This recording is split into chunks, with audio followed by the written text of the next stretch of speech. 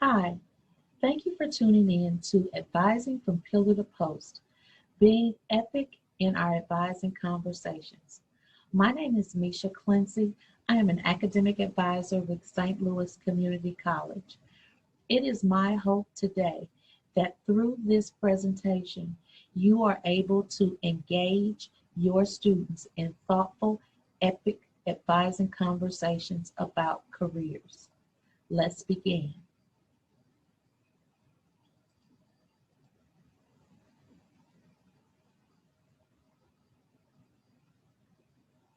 Here's some general information about St. Louis Community College.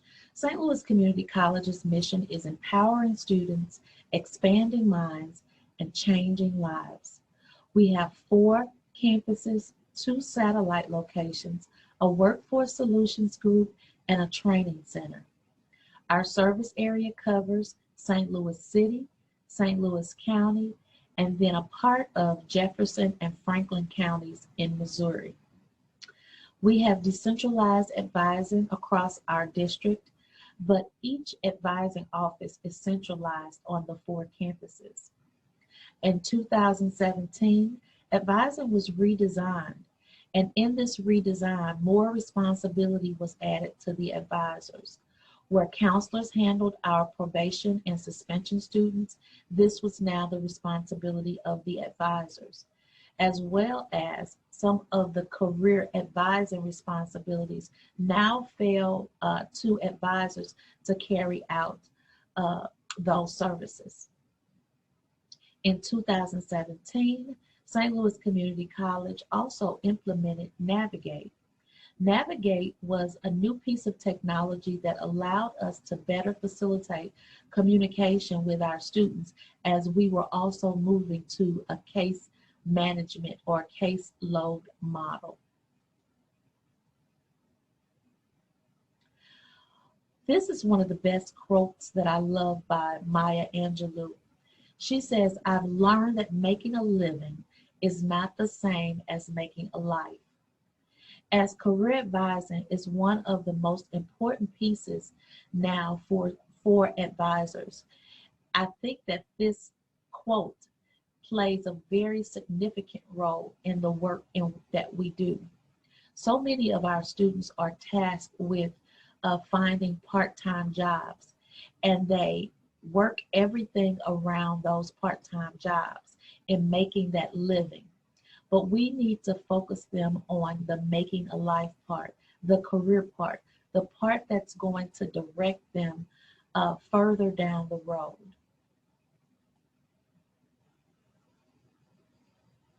So what I would like for you to do for just a quick second in this moment of reflection is to think about the knowledge, the skills, and abilities you had when you first graduated from high school.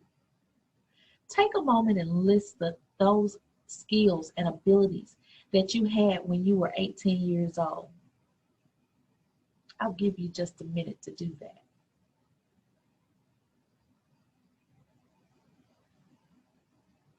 One of the things that I come up with when I think about my 18-year-old self is how I was not confident in how to navigate a collegiate environment, how I was intimidated about coming and meeting with my instructors or asking questions in a classroom, how I thought that I knew it all, but I really knew absolutely nothing about the collegiate environment.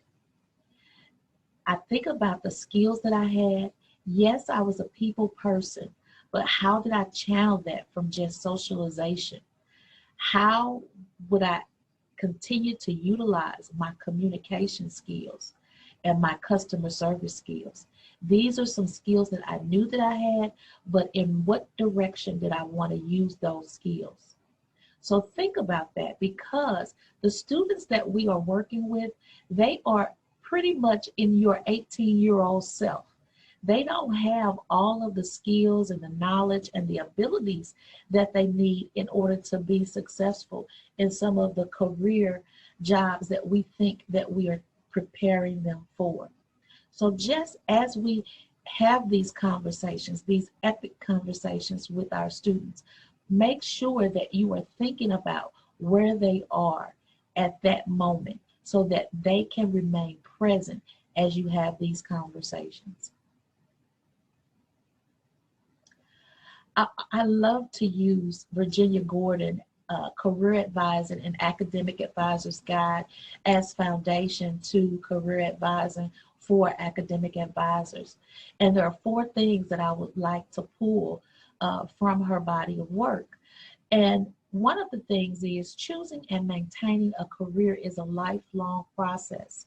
I think that our students come in and they designate, this is what I want to do, but they don't think that once that I get to that position, I will have to do more work to maintain that position, to maintain that career, to move up in that career. And I think as advisors, it is important for us to begin to instill the idea of lifelong learning in our students. Secondly, we need to incorporate information about ourselves, about educational opportunities, and facts about the world of work. Sometimes we got to this location through multiple roads, and so we need to share that information with our students. They see us as academic advisors and assume that we have been in educational institutions all of our lives, where some of us have very varied backgrounds, and we need to share that with the students. What did it take for us to get to where we are right now in our career? And what type of goals have we set for ourselves in order to move us to the next level? We need to begin to share this information, the educational opportunities, the facts that we know about work. What skills do they need to have? Good communication skills, good written communication skills, the ability to work well with others, the ability to work as a team. These are things that students need to know in their preparation. The third thing that Virginia Gordon uses is that career decisions are value-based. Some of our students need to take a step back to see what it is that they value. Sometimes they pick a career because of the monetary gain that they think that they will receive in that career. And it is so far from what they actually value. And so we need to make sure that the value line up, because making sure that we are in a career that aligns with our values will be the difference between us doing well in that field and us struggling in that field. Lastly, we need to help them understand that career decision-making skills are used over and over again. Remember, the first thing was that this is a lifelong process. This is a lifelong journey. And so helping them understand that once you get these skills ingrained, then you will have the ability to use them as you move throughout your career. And so as advisors, we need to be training them about the lifelong part. And so I love this quote by George Bernard Shaw when he says, the single biggest problem in communication is the illusion that it has taken place. And as advisors, we have to be careful, because sometimes we get in a rut of saying the same thing over and over and over again. And sometimes we don't address, or we don't have the time to address those career pieces. So it becomes very important that along your conversation path with your student, that you begin to start to think about the epic conversations that you want to have with the student. When I talk about epic conversations, I'm talking about how are they engaged? What type of engagement? What level of engagement are they willing to put in? That we've covered policies, the procedures, that they know their program, that we have a broad knowledge of interest and various industries that are out there. And lastly, that we have some specific career information that we can give to the student. When we talk about engagement, I always like to ask, what type of activities were they involved in high school? Sometimes a kid being involved in high school is what keeps them engaged in the academic piece. And so again, just like high school, we found in college that students who are engaged are more apt to be retained and persist to graduation. And so we want to make sure that we are creating those opportunities for them to be engaged. What interest or what clubs or organizations were they interested in? Always present that information to the student. What activities did they do prior to coming to college? Maybe some of them did not participate in activities in high school. Maybe they participated in national organizations such as Toastmasters, or maybe they were affiliated with a youth group that's associated with a sorority or fraternity. What type of organizations have they participated in the past? This becomes important because we want them to be engaged in our collegiate environment, because we want to make sure that they are retained and that they are connected, because that connectedness is what is going to help them persist to graduation. We are so usually in the trenches with the policy, procedures, and programs. So it's important that as they change, and in this COVID-19 environment, they are rapidly changing, but we have to make sure that we stay abreast of any changes in policies and procedures and processes of our college, that we are also knowledgeable about internal, external, and continuing education programs that are in your area, at your school. Maybe it's at another school.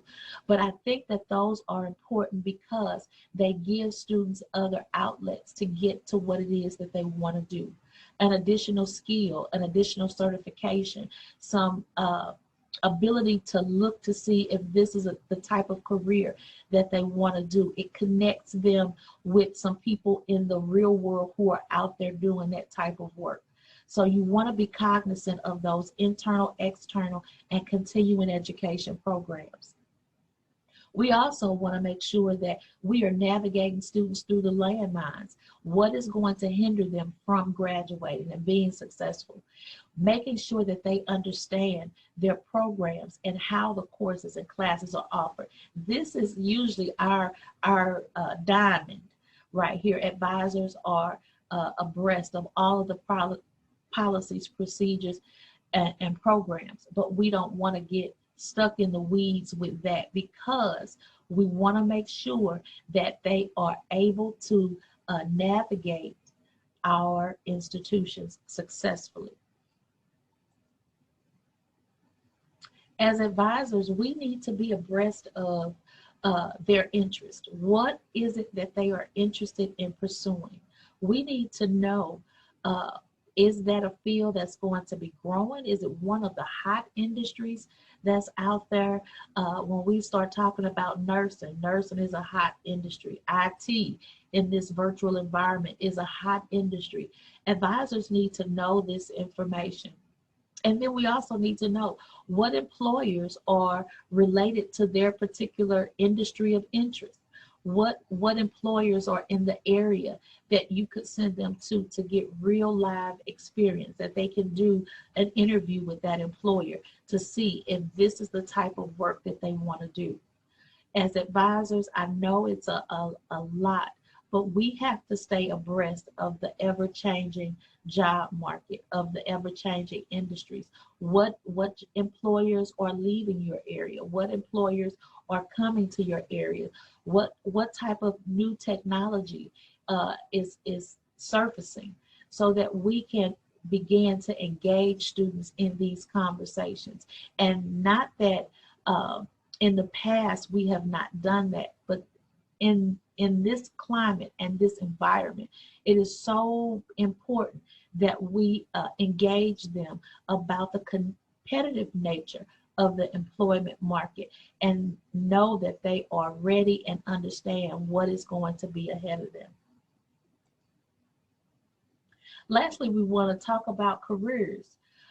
We as advisors need to be able to discuss careers and some employers and trends. St. Louis Community College does a state of the workforce address every year so that we can get an idea of what's growing in our region, what's declining in our region, what skills employers are looking for. We need to research employment outlooks.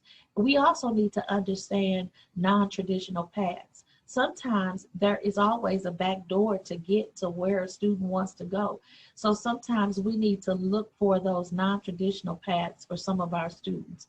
In this new COVID environment, we are also now looking at alternative and stackable credentials. I may have a student who, because of his work situation or his home situation, now needs to work.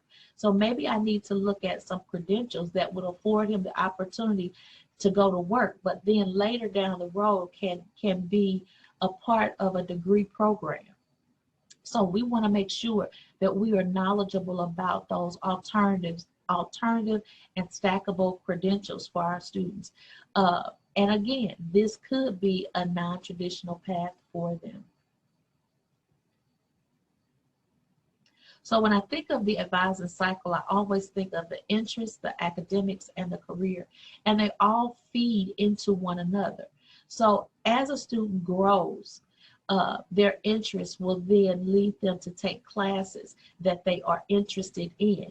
And then as they take those classes, then they feed into the career. And so as a student begins to build their careers, now they are participating in professional organizations or organizations of their interest, and find that they may need to go take some additional classes, because again, this advising, the career advising cycle is a lifelong cycle. And so as they build in their careers, this cycle becomes again more and more important. The career decision making skills become more and more important, and they have more to gain and more knowledge and more inputs as they go through this cycle throughout their careers. The most important thing is to create some resources and websites and online aids. And I want to give you just a few. I have a handout to go along with this presentation, as well as a takeaway that I give to students as I teach a Smart Start 050 class. This allows the students to kind of do some research on their own.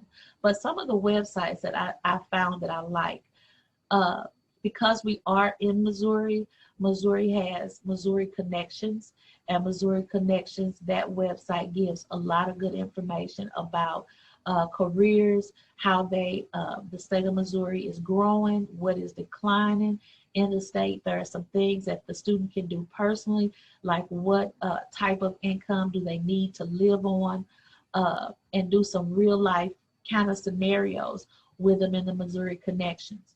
We also utilize in our Career Services Office Focus 2.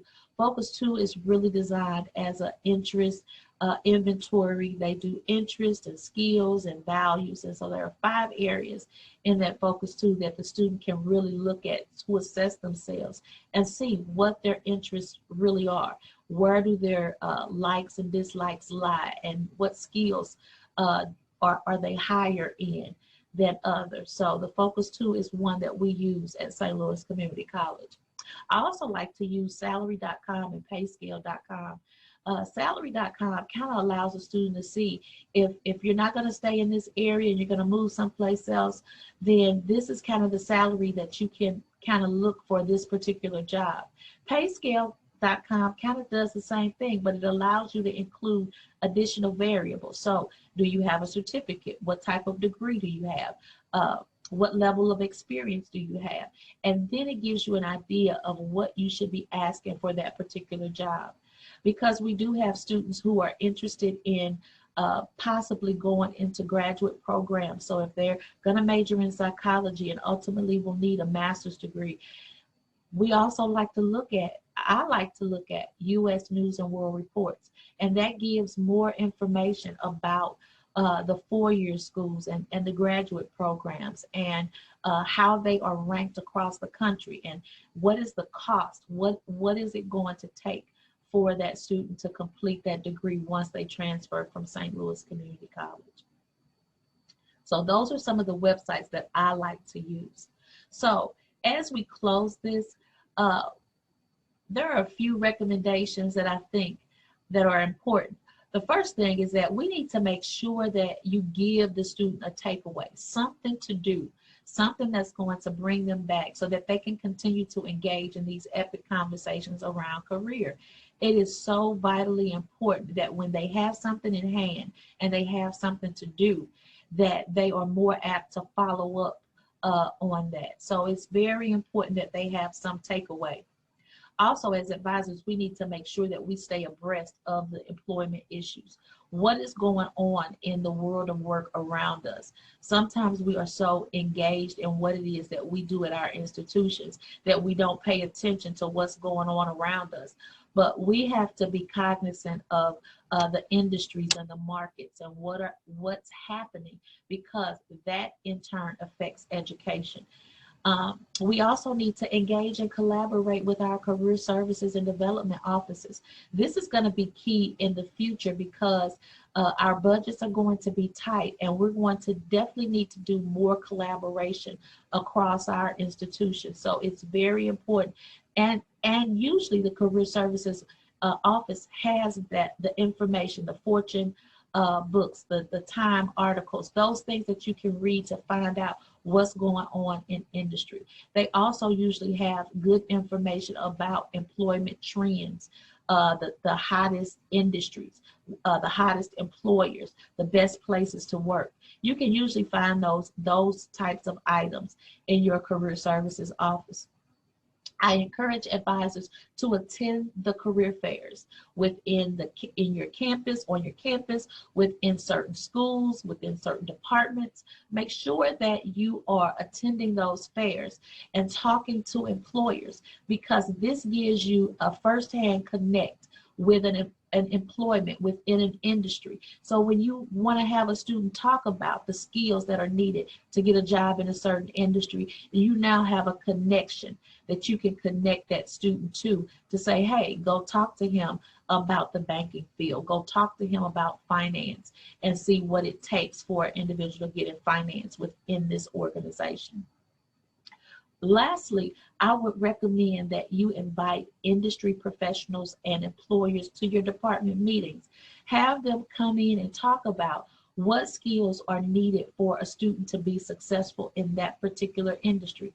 So if I'm working with a student in engineering and he is struggling with math, I need to also tell him about some other skills that he may need. And as I discuss these skills with him, it may be something that he doesn't want to do. But then now I have an employer that I can connect him with to say, hey, go talk to Joe in engineering, and he should be able to let you know what the requirement is for engineers. So it becomes very important that we reach out to our community partners so that they can assist us with having some of these conversations with our students about careers. It is so important in this current environment that our students are prepared and that advisors are having these epic conversations about interests, that we're having these conversations about them navigating the policy, procedures, and programs of our institutions, that we are also thinking about the industries and interests that they are wanting to pursue. And then having that specific career information is key to making sure that they are successful as they leave our institutions of higher learning and move into the world of work. I thank you so much for tuning in to this virtual session. I hope that you have gained just one takeaway that you can use in order to begin to have epic conversations with your students. My contact information is listed on the screen. If you have any questions about anything, please do not hesitate reaching out. If you need handouts or additional, you have additional questions or need additional website information, please do not hesitate reaching out. Thank you so much and continue to enjoy the conference.